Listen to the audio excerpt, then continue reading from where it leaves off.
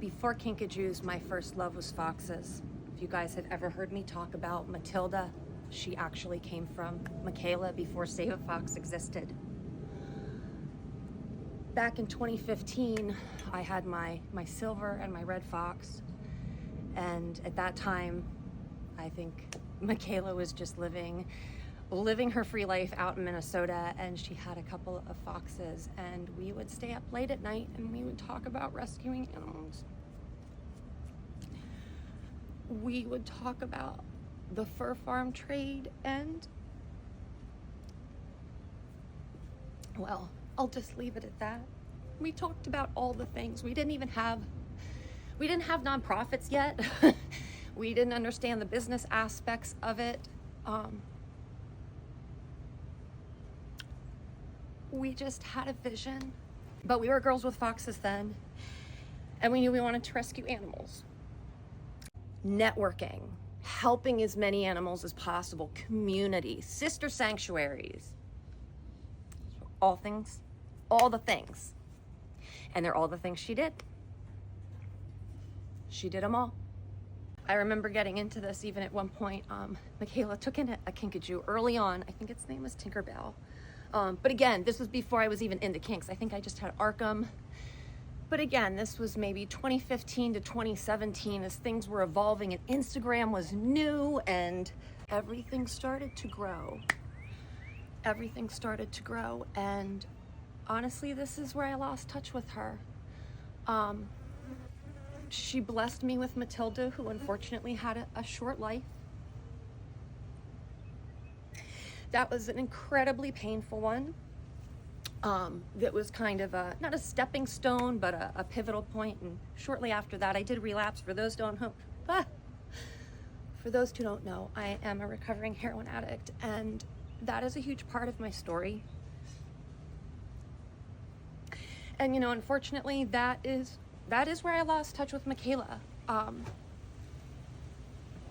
Because me coming back into the social media animal world was crazy. And that's where I want to speak about cyberbullying and speak about the things that I've experienced in some of my darkest times. People just don't know when to stop. And I think that it's important for us to speak out, especially as animal rescuers, because we are sacrificing our lives and we are under scrutiny. But there is like this generation of us that is, it's social media. You put yourself in front of everyone. This is how we show you what we do, show you our hearts.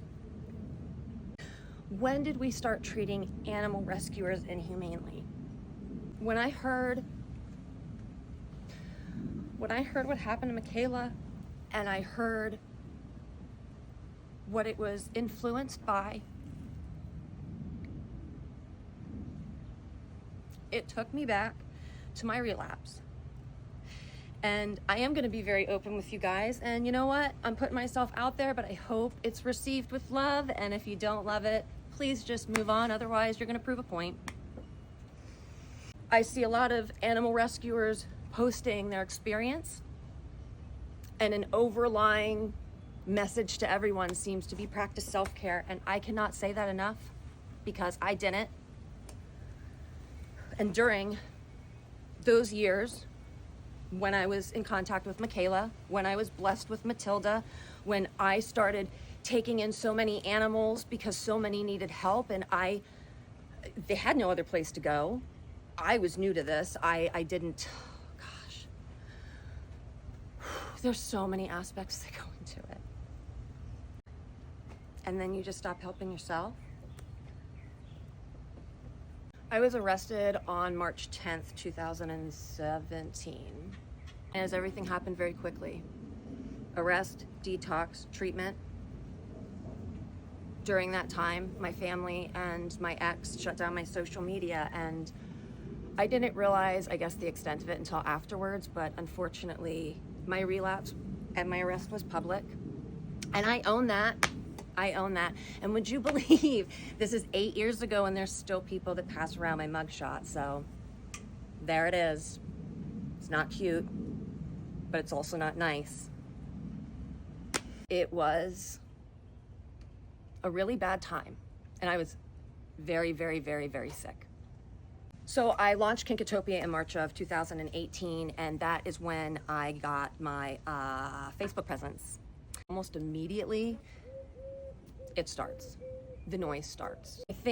I think my best example of the harassment, bullying, maybe to get you guys to understand like how vicious these people can be. There is someone, I'm not going to mention their name, but I know exactly who it is. They had a background check done on me when I came out with Kinkatopia. And you know what? I'm going to be completely honest with you guys. What was on the background check? 4 arrests, all drug related, and a bankruptcy. Yeah, 4 arrests, bankruptcy, and I think she sent over the news story about my relapse. So she put like this whole nice little package together, right? And mind you too, at this point, I was working to expunge that last arrest in Florida. Everything else, all of my arrests have been expunged. My debts have been paid. I have done everything I've needed to do. I've done community service. I think I can look you guys, I can look at you and I can say soundly, like I'm who I'm supposed to be. I'm an evolved human being. This is me. So they put all this stuff on everywhere, every animal group, everywhere that they could, they tagged me. I couldn't hide from it. And you know, it's interesting too, because like the people who do this are typically the people who have a negative past with animals themselves. Like they usually have some kind of record or something. So like ultimately they're doing it to take the focus off themselves. So like I'm talking about a member of the animal community. I have found that the members of the animal community can be the most vicious. And maybe it's because they know like what areas to really, like which pressure points to get you at. And with the public, anytime it comes to animals, I mean, it's just... animals, like, you know, and I agree, the animals, it's always about the animals first and foremost, but when you are that human fighting in it, it's not easy. But anyways, I'm a year sober and all of this is coming out, right? And I had just gotten a big girl job. Now I did not know this at the time, but all this was happening about 90 days at my the company that I was working at, right? And let's just say, and it's true, I launched Kinkatopia in March, I started this job in May. So during this whole evolution of Kinkatopia, I've also been working full-time for a corporate job up until last year. So anyways, this person took all that information, put it in a nice little package, and she sent it to the social media manager at that corporate job. They didn't even know me. I didn't even know this person. They wanted me fired. They never even had the decency to come to me and say like, hey, can I just like I'm really freaking pissed at you, but like, what the fuck is your side of the story? You know, like nothing. By the grace of God, I learned about this a year later. I was on a retreat with my company, and the social media manager asked me about like whatever happened with the situation with the background check. And I was like, what are you talking about? Then of course we got the FWC calling, Florida Fish and Wildlife. People are just making stupid reports that aren't even true. Like that's absolutely insane. Bad reviews. You know, there were kinks that were supposed to come to me and they didn't. And listen, like this is, it's all part of the process. Through my relapse, through my greatest downfall, through my darkest moments, through all the noise, through all the everything, it all structured piece by piece to bring me to where I am today. This job is such high emotions, and when you do it enough, okay, first of all, you could have like the biggest blessing, miracle, like I could watch Hercules walk, right? Watch Hercules walk, and then I turn around and something dies, all in one day, all within a couple of hours, and things like that have happened. They happen all the time. People are constantly calling upon us for any type of animal. Me, Mikayla, and you know, the thing is, we'll always say yes. We'll always say yes. She did so many incredible things, and she helped so many animals. This is an immense amount of pressure. All this is my responsibility. And I cannot imagine the amount of responsibility Mikayla had with the 2 locations and everything that she built in all those years. Astounding. So I watched her grow. I watched her grow. And I did get an opportunity to meet her face to face, after all those phone conversations, face to face, at AnimalCon, you know, and we shared some words, and You know, I'm not going to sit here and tell you, oh my gosh, you know, I was close with, I'm not, no, that is not my story. That is not my story. I knew her a decade ago. I knew a very different version of her, like she knew a very different version of me, but we still shared the same heart. And it just hurts me to think so much. And as I've been able to bond with someone and bond with people, to be able to learn more about Mikayla over the years and to be able to relate to those immense emotions that we're going through, and then battling the lines of the humans, battling what people are saying about us all the time and constantly criticizing. And I'm very lucky that I have the community that I do. I know that Save a Fox community is extraordinary as well. I know that it's not your job to put out the fires, you know, you guys have our backs. If you aren't following Save a Fox, please do.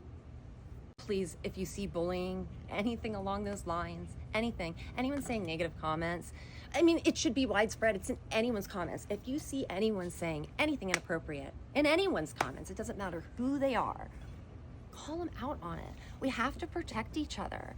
And especially, okay, here we are animal rescuers. We're protecting the animals, okay? We're out there, we are giving blood, sweat, and tears. Someone asked me, hey, what are you gonna do when you retire? Like, you realize that's not an option for me, right? Like, this is my purpose. So look out for us. This whole situation hit my heart. Literally, Matilda is over my heart and in my heart. Her ashes are there, which just makes it honestly even more perfect. Like, I'm just so incredibly grateful. And you know what? I bet Matilda's taken a little bit of time to go over there and thank Mikayla.